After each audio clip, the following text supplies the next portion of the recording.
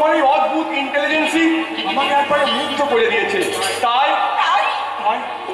তোমাকে আমি ভালোবেসে ফেলেছি পল্লবী। আমি তোমাকে ভালোবেসে ফেলেছি।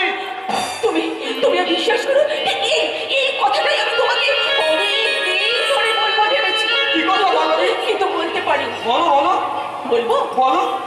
আমি তোমাকে ভালোবেসেছি। Pallavi, I love you Pallavi, I love you. I love you too.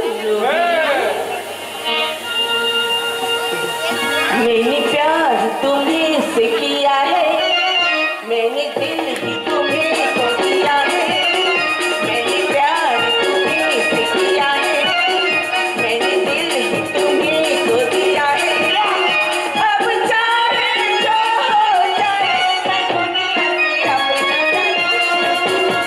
तुझसे मेरी प्यार दुनिया से अपना करूं। तुझसे मेरी प्यार प्यार तुम्हें किया है। लाने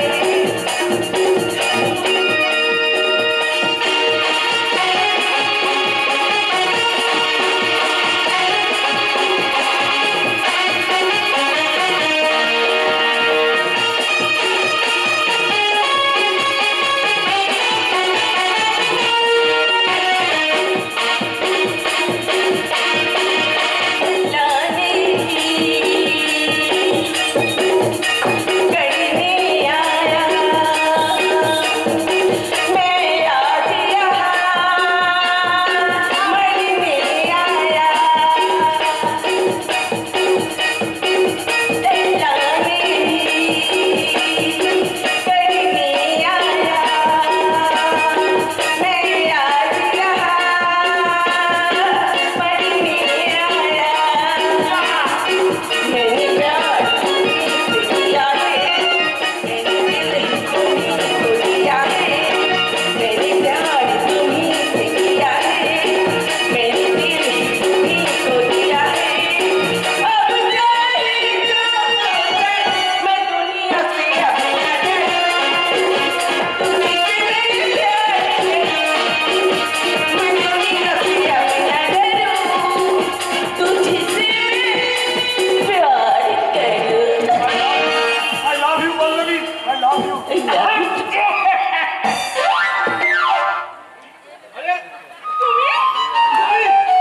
আর বলবেন না, কাল থেকে প্রচন্ড ঠান্ডা লেগে গেছে। তা লাগবে না, কাল থেকে অফিসে তো গরম গরম আবহাওয়া চলছে।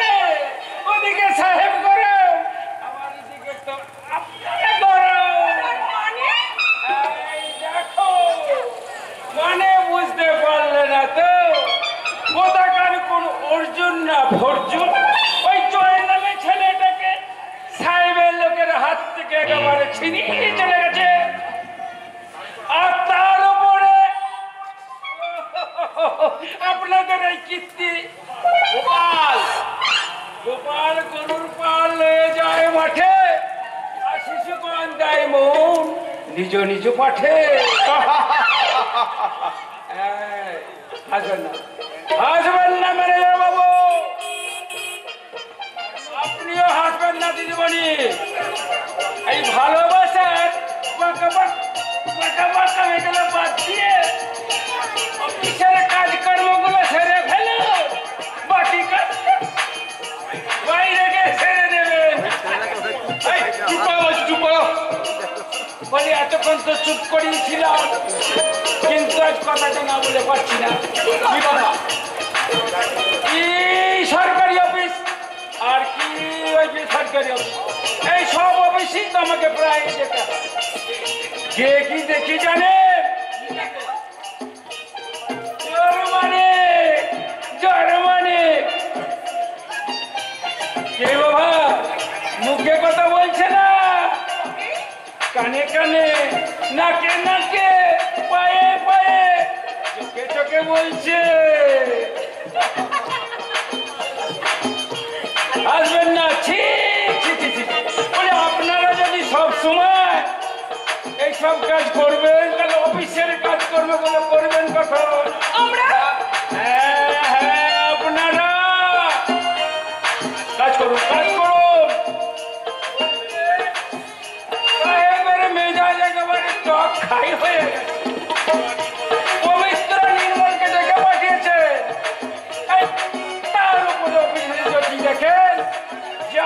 কাজকর্ম না করে সবসময় এসব করছে, তাহলে যে একেবারে কি বলবো আপনাদের, ডুমবুম যে একেবারে পাঁচটা হয়ে যাবে।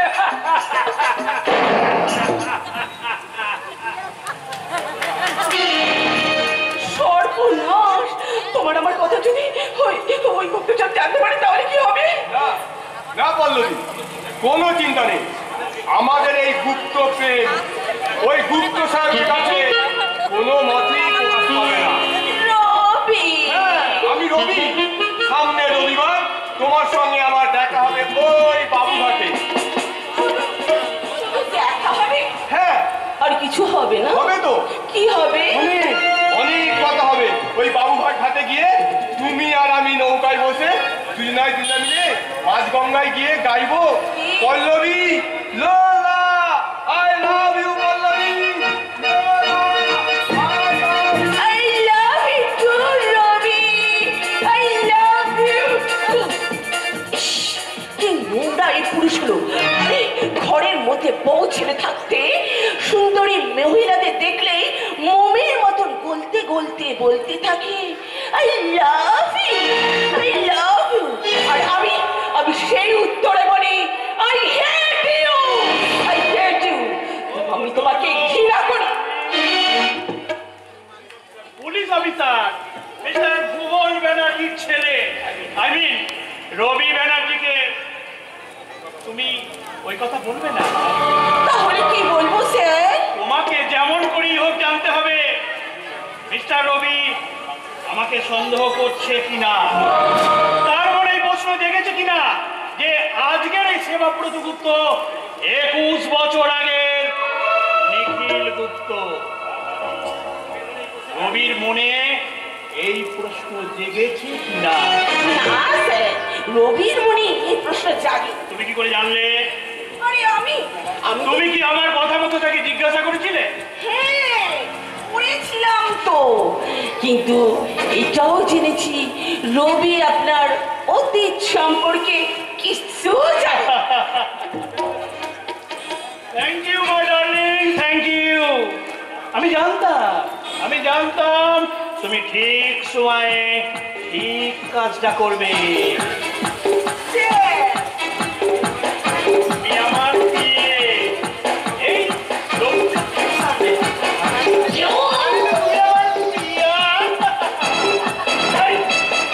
আমার কাছে তোমার সব কিছু চাইবার অধিকার আছে।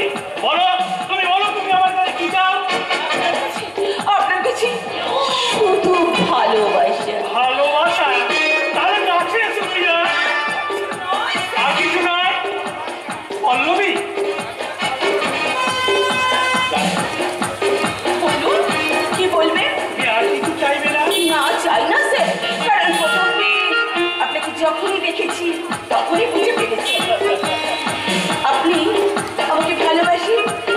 তাই আপনাকে বলি দেখা है पहली बार साजन की आंखों में प्यार,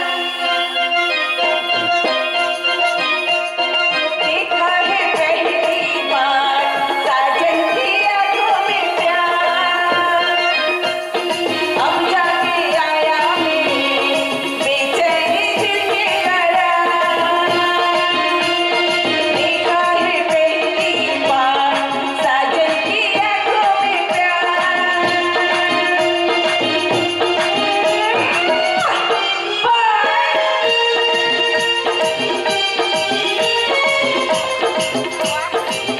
নেশা, নেশা আমারও জাগে পল্লবী, নেশা আমারও জাগে। তাই তো কলকাতার বাইরে গেলে আমি তোমাকে ভুলতে পারি না। আমার মেয়ে সাধনা অবশ্য আমাকে সন্দেহ করে। আমি সাধনাকে বলি ভুল বুঝিস না রে মা, ভুল বুঝিস না। তুই যেমন আমার আপন মেয়ে, আমার বিয়ে ওই পল্লবী, তেমনি আমার মেয়ের মতো।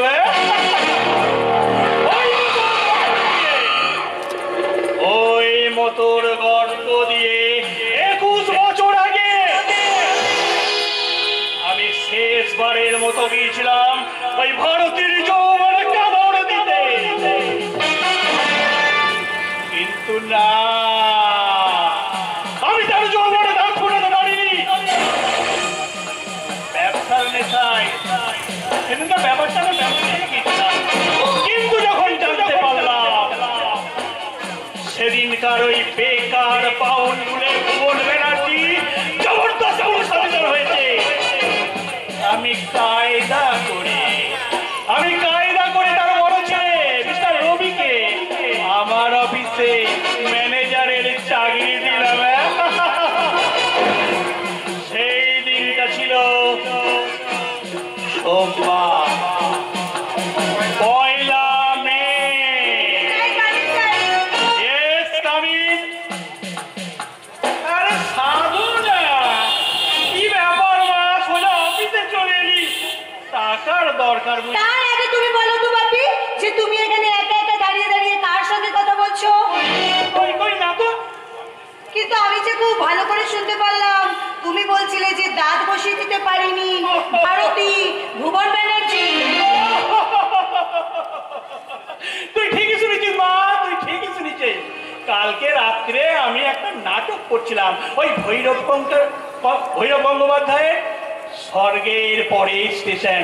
এই নাটকের কিছু ডায়লগ, কিছু চরিত্রের কথা আমি আপন মনে বলছিলাম রে মা, আমি আপন মনে বলছিলাম। বাপি, একদিকে তোমার দেশ সেবার কাজ আর অন্যদিকে তোমার ব্যবসার এত দায়িত্ব, আর তার সঙ্গে সঙ্গে তুমি সমস্ত কিছু পাল্টাপাল্টা করে পাগল হয়ে যাও, আর তাতে তুমি নাটক যাত্রা করছিলে। হয় রে মা, করতে হয়। যাত্রা নাটক এগুলো হচ্ছে লোকশিক্ষে, তাই লোক সেবা করবার জন্য লোকশিক্ষের বই পড়তে হয়নি মা। আর তাছাড়া যারা পড়ে না তারা এই সমাজের শত্রু তথা শিক্ষার শত্রু। তার চেয়ে হলো ওরা সব থেকে বড় শত্রু। যারা বস্তির ঘর ভেঙে, যারা অনাথ ছেলে মেয়েদেরকে পথে বসায়, তারা হলো সমাজের সব থেকে বড় শত্রু। আর তাই চাই ওদের শাস্তি। হ্যাঁ, শাস্তি। কিন্তু মামনি, না বাবা না, কোনো কিন্তু নয়। ওই বস্তির মালিকদের বিরুদ্ধে মহিলা সমিতির পক্ষ থেকে আমি বিদ্রোহ করব, আর তোমাকে ওই কুকুরদেরকে উচিত শিক্ষা দিতে হবে। কুকুর? শুধু কুকুর নয়, আমি শুধু কুকুর নয়, তাহলে ওরা হলো। থাক মা, ওদের বাজে কথা বলে তুই একদম নিজের চরিত্র নষ্ট করিস না রে মা। তোর কথা আমি বুঝতে পেরেছি, তাই ওদের সব ব্যবস্থা করবার জন্য। আপনি কি সেই অর্জুনকে ডেকে পাঠিয়েছেন মিস্টার গুপ্ত? অর্জুন? হ্যাঁ, অর্জুনই তো সেদিনকে বস্তি থেকে ওই ছেলেগুলোকে উদ্ধার করেছে। আমি তাকে তার দুঃসাহসিক কাজের জন্য পুরস্কার দেবো, সম্মান দেবো। পুরস্কার? বাপি, তুমি সত্যি সত্যি বলছো তুমি ওনাকে এখানে ডেকে পাঠিয়েছো? হ্যাঁ রে মা, হ্যাঁ। তোরা মহিলা সমিতি করলে কি হবে, তার অনেক আগে থেকেই আমি আমার এই মনের মধ্যে একটা জনগণতান্ত্রিক সেবা প্রতিষ্ঠান গঠন করেছি। হাসি বন্ধ করে এবার আমাকে ছেড়ে দিন, কারণ আমার অনেক কাজ আছে। হ্যাঁ, উনি হচ্ছে সেই দুঃসাহসিক যুবক অর্জুন। হ্যাঁ। আপনি বাপি, আর আপনি? দাঁড়া মা, দাঁড়া। আগে মানুষের মতো মানুষকে আমার স্বাগত জানাই। কনগ্রাচুলেশন মাই বয়, কনগ্রাচুলেশন। তোমাকে দেখে আমার সেই পুরনো কথাটা মনে বলতে ইচ্ছা করছে। হ্যাঁ, কি যেন কথাটা, হ্যাঁ মনে পড়েছে। আপনার যেটা বলতে ইচ্ছা করছে একটু তাড়াতাড়ি বলে ফেলুন। বলছি, আমাদের দেশে হবে সেই ছেলে কবে, কথায় না বড় হয়ে কাজে বড় হবে। বাপি, তুমি তো ওনাকে ছেড়ে দাও, ওনার সঙ্গে আমি একটু আলাপ করতে চাই। বাপি, বাহ বাহ বাহ, কেন কি? আরে আপনি বুমরাকে যেভাবে সাহায্য করেছিলেন, অনেকেই আপনার সাথে আলাপ করতে চাই। আপনি হলেন দেশের গৌরব, আপনার অদ্ভুত সাহস, সেই জন্যই তো মহিলা সমিতির পক্ষ থেকে আমি আপনার সঙ্গে হাতে হাত মিলাতে চাই। কিন্তু এই হাত তো যাত্রার সঙ্গে মেলে না ম্যাডাম, কারণ আমি জানি জীবন জ্যামিতির কোনো সরল লেখায় আজ পর্যন্ত কোনো সরল লেখার সাথে মিলিত হতে পারেনি। সেই জন্যই বুঝি বেকারত্বের ত্রিভুজের মাঝখানে দাঁড়িয়ে আপনি কিন্তু কি সিন্ধু মনে করছেন, তাই না? আপনি কি করে জানলেন যে আমি বেকার? আমি জানি, কারণ যারা বেকার তারাই তো ভালো কাজ করে। বাবা, আমার অনুরোধ, তুমি ওই আদর্শ ইয়াংম্যানকে তুমি তোমার কারখানায় চাকরি দেবে। আর এই যে মিস্টার ব্যানার্জি, আমি আপনাকে বলছি, আপনি ওনার নাম, ঠিকানা সবকিছু লিখে নিয়ে আজই ওনাকে অ্যাপয়েন্ট করুন। আমি চাই আমার বাবার দেশ সেবার কাজটা ওনার হাতে হাত মিলিয়ে যেন আরো অনেক অনেক শক্ত হয়ে যায়। আসছি বাপি, আসি। আমার সাক্ষাৎ জগদ্ধাত্রী আমার এই মনের কথাটা জানতে পেরে নিজের মনে বলে গেল। মিস্টার মুখার্জি, বলুন স্যার। তুমি আজই রবিকে, তুমি আজই অর্জুনকে অ্যাপয়েন্টমেন্ট লেটার দেবে। আপনি সত্যি বলছেন স্যার? আমি জীবনে কখনো মিথ্যা কথা বলিনি যুবক। আমি বল্লভগ্রাহী নই, আমি গুণগ্রাহী। তাই তোমার মতো শক্তিমান, সাহসী, তেজস্বী যুবককে আমি আমার কোম্পানিতে নিয়োগ করলাম। আর আমি ভাবতেই পারছি না কি আনন্দ যে হচ্ছে। আরে আপনি কার মুখ থেকে উঠেছেন? আমার মায়ের মুখ দেখে। দেখুন, আপনি খুব ভাগ্যবান। আপনি আপনার মায়ের মুখ থেকে উঠেছেন বলে চাকরিটা পেয়ে গেলেন। বলুন, আপনার পুরো নামটা কি? বলুন। আমার পুরো নাম অর্জুন ভট্টাচার্য। আপনার বাবার নাম?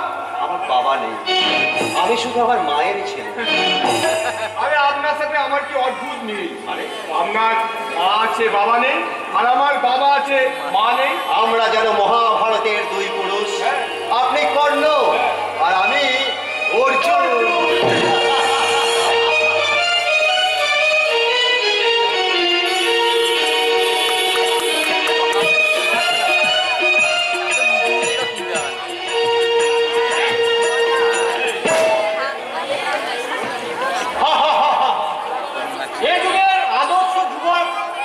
অর্জুন ভট্টাচার্য হলেন অভিমন্যুর বদলে নিজেই সেবাব্রত পুত্রের চক্রব্যূহে প্রবেশ করলো। না প্রবেশ করে উপায় ছিল না স্যার। গুপ্ত সাহেবের কায়দার পর বড়ই সাংঘাতিক। কথা বলছেন কেন স্যার? ভুবন বাবু বাড়িতে না থাকলেও আমার বোন অঞ্জলি আছে, সে শুনতে পেলে ভুবন বাবুকে সব কথা বলে দেবে। তাহলে কি স্যার আপনি ওই কলিযুগের ভীষ্ম ভুবন বাবুকে লাইনে আনতে পারলেন না? ডিস্টার্ব করো না সঞ্জয়। এখন বলো, মিস্টার গুপ্তের কাজটা কমপ্লিট হয়ে গেলে আমার শেয়ার কত থাকবে? 25,000 টাকা। মাত্র 25,000 টাকা। তুমি কি জানো না সঞ্জয়? 25,000 টাকা এই যুগে নস্যি। ঠিক আছে স্যার, তাহলে স্যার ওটা পুরোপুরি 50 করে দেবো। টাকাটা কখন পাবো? আপনি শুধু বড়বাবুকে সেই দিনকে আটকে রাখবেন। মালটা পাবো কখন? কাল রাত 8টায়। 8টায়? হ্যাঁ স্যার, সামনের যে মাঠটায় বাচ্চা ছেলেরা খেলা করে তার ঠিক পাশের ঘরের খাটটায় 60টার আসর বসে যেখানে, ওইখানে একটা খোঁড়া ভিখারি ছেলে আপনার হাতে এসে বান্ডিলটা পৌঁছে দেবে। আপনি বান্ডিলটা সরিয়ে রেখে সোজা চলে যাবেন ব্যান্ডেল। দেখবেন স্যার যেন হয় না কোনো স্ক্যান্ডেল। এই যা কি হলো? ছিঁড়ে গেল স্যান্ডেল। রাস্কেল, মাত্র 50,000 টাকা। আরো কয়েক দাগ 50,000 টাকা চাই, তবে বাড়িটা আমি কমপ্লিট করতে পারবো।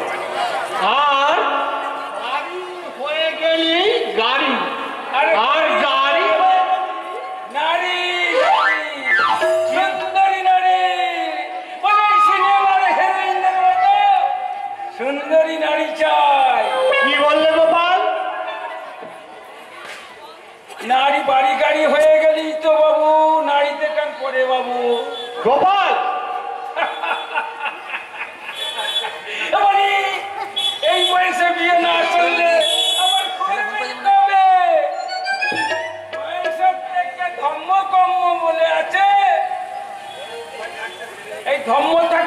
থাকতে কম্মটা সেরে নিন, নাহলে জীবনটাই যে আপনার হয়ে যাবে যেমন হয়েছে আমার। চুপ কর গোপাল, তোমার এই রামায়ণ আমি অনেকবার শুনেছি। এই দেখো, এতক্ষণ তো আমি চুপ করেছিলাম। ঠিক আছে, তাহলে কাছে আসুন, একটা কথা বলি শুনুন। আসুন আসুন, কাছে আসুন। কি বলবে বলো? আপনার ভগ্নিপতি ওই রবি বাবু আজকাল আমাদের অফিসে এই মিস পল্লবীর সাথে মানে করছে। খবরদার বাজে কথা বলবে না গোপাল। রবির নামে আজে বাজে কথা শুনলে আমার বোন অঞ্জলি রাগ করবে। ঠিক আছে, বলবো না। 10 টাকা হবে। 10 টাকা কি হবে? এই না মানে কথাটা যাতে আমি একটু হজম করতে পারি, তার জন্য একটু ওষুধ খেয়ে নেবো। ঠিক আছে, এলো 10 টাকা। এই তা বলে যেন এটা ঘুষ ভাববেন না।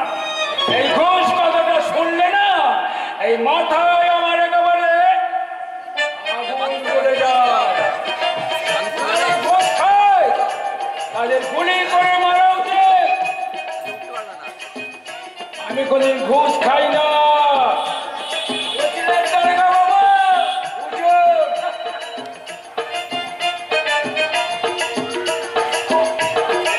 শালা পুলিশের ঘরের পাপ রাখতে পাবলিককে ঘুষ দিতে হলো, ভাবতে পারা যায়? ভেবে কোনো লাভ হবে না দাদা, তার চেয়ে বিয়ে করে সংসারী হও। বিয়ে করে বউকে খাওয়াবো কি?